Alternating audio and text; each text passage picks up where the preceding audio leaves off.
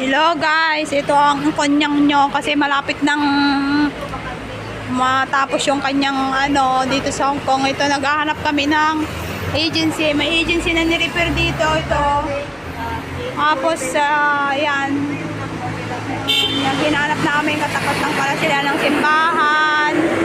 Tapos, mayroong shop na ganyan. Tapos, may bakery pala. Tapos, ito,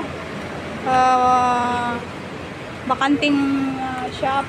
Tapos may mga shop din siya na ganyan. Ayan.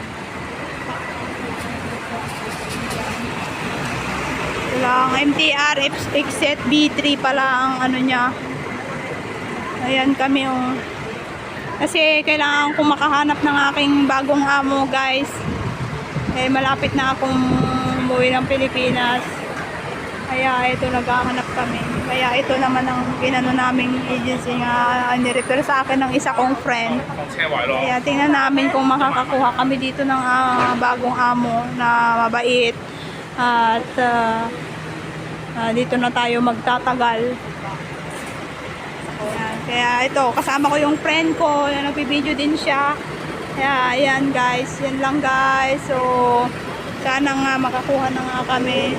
So, thank you for watching.